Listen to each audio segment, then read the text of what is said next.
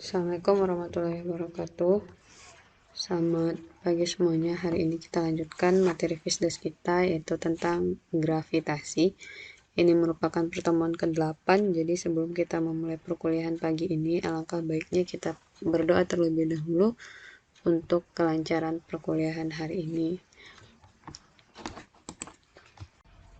Oke, yang pertama kita bahas dulu tentang interaksi atau gaya fundamental yang ada di alam. Jadi, gaya fundamental itu adalah gaya paling dasar yang mengatur interaksi dan peluruhan antara partikel dari skala subatomik hingga astronomis. Jadi, gaya fundamental ini terdiri dari 4, yaitu ada interaksi kuat, interaksi elektromagnetik, interaksi lemah, dan interaksi gravitasi. Semua hal yang terjadi secara alami di alam semesta ini, termasuk semua pergerakan, semua fenomena, semua proses, semuanya itu berakar pada salah satu dari keempat gaya fundamental ini. Dan dari keempat gaya fundamental ini, gaya gravitasi merupakan interaksi yang paling lemah. Mungkin sedikit mengejutkan mengingat gaya gravitasi yang membuat bumi kita ini utuh, kemudian gaya gravitasi ini juga yang membuat kita kesulitan untuk keluar angkasa. Kemudian gaya gravitasi ini juga yang membuat bulan mengorbit bumi dan bumi mengorbit matahari dan lain sebagainya. Kemudian gaya gravitasi itulah yang mengatur pergerakan objek-objek di luar angkasa. Lalu kenapa gaya gravitasi ini dikatakan lemah? Jika kita tinjau dalam skala manusia, antara kita dengan handphone, kipas, botol, atau benda apapun itu dan dimanapun, terdapat gaya tarik-menarik antara kita dengan benda tersebut. Nah, gaya itu adalah gaya gravitasi. Jadi, gaya tarik-menarik antara kita dengan benda-benda yang ada di sekitar kita itu disebut dengan gaya gravitasi. Sedekat apapun kita dengan benda tersebut, tentu kita itu tidak akan merasakan gaya gravitasi tersebut karena dia sangat lemah. Jadi, jika kita bandingkan dengan gaya elektromagnetik pada magnet, meskipun gaya elektromagnetik pada magnet ini lemah, namun gaya itu dapat mempengaruhi objek lain dari jarak yang tidak terbatas. Jadi, maksudnya kalau kita bandingkan dengan gaya magnet, magnet itu masih dapat menarik benda-benda seperti besi ketika kita dekatkan dengan magnet. Makanya dari keempat gaya itu, gaya interaksi gravitasi itulah yang paling lemah. Jadi kalau kita lihat, kalau dalam ukuran yang sangat kecil atau bahasan fisika partikel elementer atau massa sangat kecil, maka gaya gravitasi itu dapat diabaikan. Tapi gaya gravitasi ini nanti akan sangat berpengaruh dalam bahasa tata surya, kosmologi, atau dalam bahasan yang lebih luas atau dalam bahasan yang sangat besar.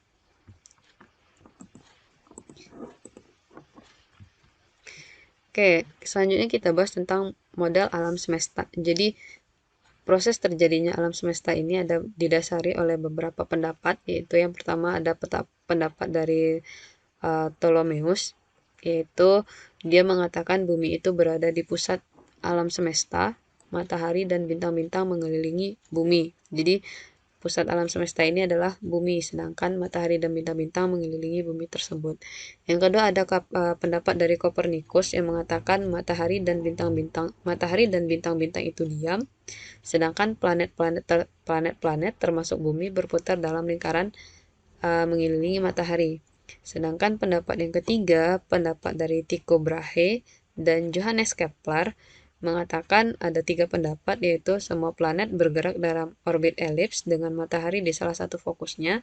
Kemudian yang kedua, garis yang menghubungkan tiap planet ke matahari menyapu luasan yang sama dalam waktu yang sama. Dan yang ketiga, kuadrat periode dari setiap planet sebanding dengan pangkat 3 dari jarak planet tersebut ke matahari. Ini dikenal dengan hukum Kepler. Oke, selanjutnya kita bahas tentang hukum 1 Kepler. Di mana bunyi hukum 1 Kepler itu semua planet bergerak dalam orbit elip dengan matahari di salah satu fokusnya. Jadi ini GIF-nya tidak bergerak. Ini di sini nanti si planetnya berputar mengelilingi matahari atau gambarnya seperti ini, di mana ini adalah matahari yang menjadi salah satu fokus dari planet, dan ini adalah planet nanti yang akan mengitari matahari. Dan di sini ada titik P dan titik A yang disebut juga dengan titik perihelion dan aphelion, di mana titik P ini adalah titik di mana planet paling dekat ke matahari, sedangkan titik aphelion atau titik A ini adalah titik di mana nanti planet berada paling jauh dari matahari. Ini kalau GIF animasinya kira-kira seperti ini pergerakannya. Kemudian hukum kedua Kepler. Hukum kedua Kepler itu berbunyi garis yang menghubungkan planet dan matahari akan menyapu luas juring dalam waktu yang sama. Seperti ini. Garis yang menghubungkan planet dan matahari akan menyapu luas juring yang sama. Jadi luas juring ini akan sama setiap waktunya nanti. Jadi T-nya sama. Jadi di sini luas MAB itu sama dengan MCD. Maksudnya ini, luas dari MAB itu akan sama nanti dengan MCD. Begitu juga dengan luas MCD itu akan sama nanti dengan MFE. Jadi di sini dapat kita lihat bahwa jika luasan 1 sama dengan luasan 2 sama dengan luasan 3, maka TAB sama dengan TCD dan sama juga dengan TEF. Dengan TAB itu adalah waktu dari A ke B, TCD berarti waktu dari C ke D, dan TF T waktu dari E ke F. Next kita lihat hukum ketiga Kepler. Hukum ketiga Kepler itu berbunyi perbandingan kuadrat periode revolusi planet T kuadratnya terhadap jari-jari rata-rata planet pangkat 3-nya selalu tetap untuk setiap planet. Jadi kalau dibikinkan rumusnya, T kuadrat itu sama juga dengan K dikali R pangkat 3, dengan K adalah konstanta, dan K itu sama juga dengan 4 V kuadrat per GM. Sedangkan untuk lintasan berbentuk lingkaran, hukum ketiga Kepler itu secara matematis dirumuskan dengan T kuadrat sama dengan 4 V kuadrat per GM dikali R pangkat 3. Ini nanti akan kita buktikan dari mana datangnya. Dan jika kita bandingkan kuadrat periode revolusi planet 1 dengan planet yang kedua atau planet A dengan planet B, maka dapat kita tuliskan matematisnya itu T2 per T1 dikuadratkan sama dengan R2 per R1 pangkat 3. Kemana larinya 4V kuadrat dan GM ini berarti nanti bisa kita coret. Berarti kita bandingkan cuman periode dan rata-rata planetnya saja. Di mana G itu adalah konstanta gravitasi universal, MA itu adalah massa matahari, dan R itu adalah jari-jari orbit planet. Dari hukum gravitasi Newton, kita dapatkan persamaan F itu sama dengan GMM per R kuadrat. Sedangkan dari hukum 2 Newton tentang gerak, yaitu pada orbit lingkaran atau gerak melingkar, kita dapatkan persamaan F itu sama dengan M kali A, di mana A-nya di sini adalah A sentripetal. A sentripetal itu persamaannya M sama M kali V kuadrat per R, di mana nanti F dan F-nya itu sama, berarti G MM per R kuadrat sama dengan M V kuadrat per R, dengan V itu adalah 2 VR per T. Nanti kita ganti nilai V ini dengan ini, maka G M kali M per R kuadrat sama dengan M V kuadrat, yaitu jadinya 4V R kuadrat per T kuadrat per R. Jadi nanti G M kali M per R kuadrat itu sama juga dengan M kali 4V kuadrat R kuadrat per T kuadrat kali R. Ini pembagian bilangan pecahan ya. Sehingga nanti kita dapatkan T kuadrat itu sama dengan 4V kuadrat per GM kali R pangkat 3. Ini adalah pembuktian rumus dari rumus hukum ketiga Kepler tadi. Selanjutnya, dari hukum Kepler itu, Newton kemudian menunjukkan bahwa hukum ini adalah konsekuensi dari gaya gravitasi antara dua benda bersamaan dengan hukum gerak Newton. Oleh karena itu, akhirnya Newton menetapkan satu hukum Newton tentang gravitasi, di mana Newton menyimpulkan setiap partikel dalam alam semesta ini menarik partikel lain atau saling tarik-menarik dengan partikel lain dengan gaya yang berbanding lurus dengan perkalian massa dan berbanding terbalik dengan kuadrat jarak antara mereka. Jadi dia berbanding lurus dengan perkalian massa antara kedua benda tersebut dan berbanding terbalik dengan kuadrat jarak antara dua benda tersebut. Jadi dia F itu nanti akan sebanding dengan perkalian antara kedua massa ini dan berbanding terbalik dengan kuadrat jarak antara kedua benda ini nantinya. Kalau secara matematis kita bikinkan F itu sama dengan G kali M1 kali M2 per R kuadrat. Dengan G adalah konstanta gravitasi, nilainya itu 6,673 kali 10 pangkat min 11 Newton meter kuadrat per kilogram kuadrat. Itulah bunyi dari hukum Newton tentang gravitasi. Kemudian kita bahas tentang kuat medan gravitasi. Kuat medan gravitasi yang namanya medan adalah daerah, berarti medan gravitasi berarti daerah yang masih dipengaruhi oleh gaya gravitasi, di mana kuat medan gravitasi itu atau yang sering kita sebut dengan percepatan gravitasi yang kita kenal selama ini G sama dengan 10 meter per sekon kuadrat, itu sama juga dengan kuat medan gravitasi. Jadi kuat medan gravitasi itu adalah gaya gravitasi per satuan massa benda yang dialami benda di suatu titik tertentu, sehingga medan gravitasi itu adalah tempat di mana gaya gravitasi dapat terjadi. Kalau tadi kan katanya gaya percepatan gravitasi itu adalah gaya gravitasi per satuan massa benda, kalau matematisnya itu G sama dengan W per massa benda, di mana G itu sama juga dengan gaya per massa benda. Gaya di sini adalah gaya gravitasi, yaitu gaya tarik-menarik antara dua benda, yaitu F itu kita ganti dengan G, massa sumber dikali dengan massa benda per R kuadrat dibagi dengan massa benda, di mana nanti massa benda bisa kita coret, sehingga kita dapatkan nanti G itu sama dengan G besar M per R kuadrat. G itu adalah percepatan gravitasi atau sama juga dengan kuat medan gravitasi, satuannya meter per sekon kuadrat. Kemudian G besar adalah konstanta gravitasi dengan ketetapan 6,67 kali 10 pangkat min 11 Newton meter kuadrat per kilogram kuadrat. Dan M itu adalah massa benda dengan satuan kilogram. Selanjutnya kita lihat contoh soalnya.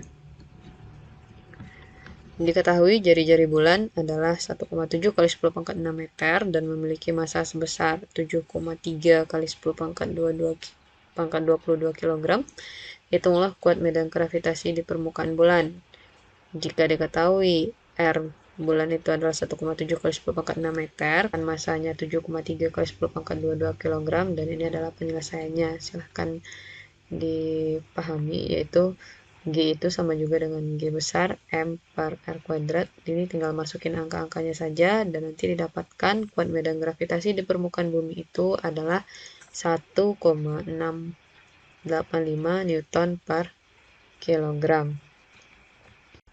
Selanjutnya kita bahas kuat medan gravitasi pada ketinggian tertentu. Silahkan perhatikan gambar ini. Di sini sebuah benda B berada pada ketinggian H dari permukaan bumi itu ini. Sedangkan jarak antara permukaan bumi ke pusat bumi itu di sini, jarak antara permukaan bumi ke pusat bumi itu adalah R, dan jarak total dari benda B itu ke pusat bumi adalah R aksen, yaitu R ditambah H. Jika besarnya gaya gravitasi pada permukaan bumi ini adalah G, dan besarnya gaya gravitasi yang dialami benda tersebut, benda ini pada ketinggian tertentu dari permukaan bumi itu adalah G aksen, maka benda yang berada pada ketinggian H dari permukaan bumi itu akan mengalami percepatan gravitasi sebesar, yaitu kita bandingkan aja ya, antara G aksen dengan G, di mana G aksen itu sama juga dengan G kali M per R aksen kuadrat per G kali M per R kuadrat. Nanti GM dan GM-nya ini kita coret, dan karena ini seper pembagian bilangan pecahan, nanti kita dapatkan G aksen per G itu sama dengan R kuadrat per aksen kuadrat, di mana G aksen itu sama juga dengan R kuadrat per R aksen kuadrat dikali G, dan nanti G aksen itu sama juga dengan R kuadrat per R ditambah H dikuadratkan dikali G. Kenapa bisa R ditambah H dikuadratkan? Karena R aksen itu sama juga dengan R ditambah H. Karena R aksen kuadrat, makanya jadinya R ditambah H kuadrat dikali G, di mana di mana G itu adalah kuat medan gravitasi di permukaan bumi, H itu adalah jari-jari di permukaan, G aksen itu adalah kuat medan gravitasi pada ketinggian tertentu, dan R itu adalah jari-jari di permukaan bumi. Kemudian energi potensial gravitasi. Energi potensial gravitasi itu adalah usaha yang diperlukan untuk memindahkan suatu benda dari titik yang jauh ke titik tak terhingga, atau dari suatu titik ke titik yang lainnya, atau usaha untuk memindahkan massa dari titik yang satu ke titik yang lainnya. Contohnya ini, jika ada sebuah benda A di permukaan bumi dan untuk memindahkan massa dari titik A ke titik B itu diperlukan energi atau disebut juga dengan usaha. Usaha itu kita simbolkan dengan W, di mana W itu sama dengan energi potensial, yaitu energi yang dibutuhkan untuk memindahkan benda A dari titik A ke titik B, di mana W sama dengan EP sama juga dengan min F dikali R. Kenapa min? Karena energi potensial itu merupakan vektor. F ini adalah gaya yang dibutuhkan untuk memindahkan, dan R ini adalah jarak perpindahan dari A menuju B. Sehingga W itu sama juga dengan F-nya ini adalah gaya gravitasi, yaitu min G kali M per R kuadrat dikali dengan R. R-nya nanti bisa kita coret sehingga kita dapatkan W itu sama dengan min G kali M per R. Atau EP itu sama juga dengan min G kali M besar M kecil per R. M besar di sini adalah M bumi, M kecil di sini adalah M benda. Dan EP adalah energi potensial.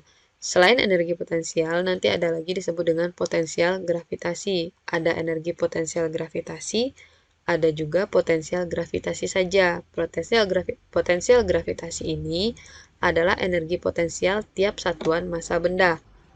Atau kalau kita bikinkan matematisnya, V itu sama dengan energi potensial per massa benda, atau V itu sama juga dengan EP per M. EP itu tadi kan G kali M besar kali M kecil per R. Berarti EP-nya kita substitusi dengan ini, G dikali M besar kali M per R dibagi dengan M. M bendanya kita coret sehingga kita dapat potensial gravitasi itu G dikali M besar per R. M di sini adalah M bumi. Nanti kalau perbandingannya massa planet satu dengan planet lain, nanti bisa dirubah lagi massanya, massa planet A atau massa planet B. Kenapa di sini minusnya tidak kita tuliskan lagi? Kalau energi potensial gravitasi adalah vektor, potensial gravitasi adalah skalar, makanya minus tidak perlu kita ikut sertakan lagi atau tidak perlu kita tulis lagi. Selanjutnya kita bahas tentang orbit satelit. Jadi nanti satelit ini akan berputar mengelilingi bumi, atau gambarnya bisa seperti ini. Karena perputaran dia mengelilingi bumi itu berbentuk lingkaran, maka ketika si satelit ini mengelilingi bumi akan terjadi gaya sentripetal. Sedangkan antara bumi dan satelit itu pasti akan ada gaya gravitasi. Jadi gaya gravitasi yang dialami oleh satelit itu nanti akan sama dengan gaya sentripetal, karena gerakan satelit memutari bumi itu adalah gerak melingkar. Maka Fg itu akan sama dengan Fs, di mana yang kita ketahui Fg itu adalah G dikali M besar dikali M kecil per R kuadrat, sedang akan sama nantinya dengan gaya sentripetal, yaitu M dikali dengan A sentripetal. Kalau kita sederhanakan, kita coret M-nya, maka G dikali M besar per R kuadrat sama dengan A sentripetal. Seperti yang kita ketahui, A sentripetal itu sama juga dengan V kuadrat per R, maka G dikali M per R kuadrat itu sama dengan V kuadrat per R. R-nya ini nanti bisa kita coret, sehingga kita dapatkan kecepatan orbit mengelilingi bumi itu dengan persamaan V sama dengan akar dari Gm per R. Nah, sebelumnya kita juga sudah bahas persamaan percepatan gravitasi, yaitu persamaan percepatan gravitasi itu G sama dengan G besar M per R kuadrat. Jika V sama dengan akar dari Gm, G kali M per R, kita kalikan dengan R per R. R per R ini kan sama dengan 1, jadi kalau kita kalikan dia dengan R per R tidak akan mengakibatkan apa-apa. Tapi ketika kita lihat ini, G kali M per R dikali 1 per R ini kan sama persamaannya dengan ini. V itu juga dapat kita tulis menjadi V sama dengan akar dari G kali R. Jadi persamaan V itu ada V sama dengan G akar dari G kali M per R, atau V itu juga sama dengan akar dari G per R.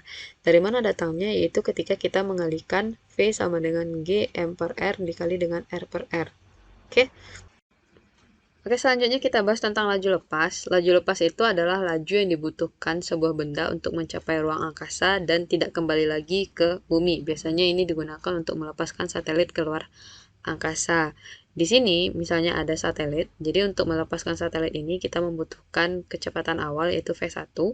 V1 ini nanti kita sebut juga dengan V lepasnya, V untuk melepaskan dia ke angkasa. Dan di sini dari pusat bumi ke permukaan bumi itu ada jari-jari yaitu R1, dan R1 itu kita misalkan sama dengan R, dan V1 kita misalkan dengan V lepas. Dan ketika si satelitnya ditembakkan keluar angkasa, maka R2-nya itu pasti akan jauh tak hingga, karena dia akan sangat-sangat jauh dari permukaan bumi, maka R2-nya itu adalah infinity atau jauh tak hingga. Dan ketika dia ditembakkan keluar angkasa dan dia tidak kembali lagi ke bumi, maka lama-kelamaan si satelit itu akan berhenti, dan ketika dia sudah berhenti baru dia akan berputar mengelilingi bumi, makanya V2-nya itu sama dengan 0. Jadi R1-nya sama dengan R, V1-nya sama dengan V lepas, kemudian R2-nya sama dengan infinity, dan V2-nya sama dengan 0. Untuk menentukan laju lepas ini, kita dapat menggunakan persamaan hukum kekekalan energi mekanik. Di sini kita gunakan persamaan EP1 ditambah EK1 sama dengan EP2 ditambah dengan EK2. EP1 itu kita menggunakan energi potensial gravitasi, yaitu E sama dengan G dikali M besar kali M per R1 ditambah setengah MV1 kuadrat sama dengan min G M dikali M per R2 ditambah setengah MV2 kuadrat. Dan kita masukkan nilai-nilai yang ini tadi, yaitu min G M besar kali M per R1-nya itu R ditambah setengah MV1-nya itu V lepas kuadrat. Kemudian R2-nya kita masukkan tak hingga, dan V2-nya kita masukkan 0. Segala sesuatu yang dibagi dengan tak hingga hasilnya adalah 0, dan ini juga hasilnya 0. Sehingga kita dapatkan setengah MV lepas kuadrat itu sama dengan G M besar dikali M per R, dan kita dapatkan nanti V lepas itu sama dengan akar dari 2G dikali M per R. Dengan catatan V itu sekitar 11,2 km per sekon, dan V itu tidak bergantung kepada massa. Ini adalah latihan, silahkan dikerjakan. Dan sekian yang dapat saya jelaskan. Untuk semua perhatiannya saya ucapkan terima kasih.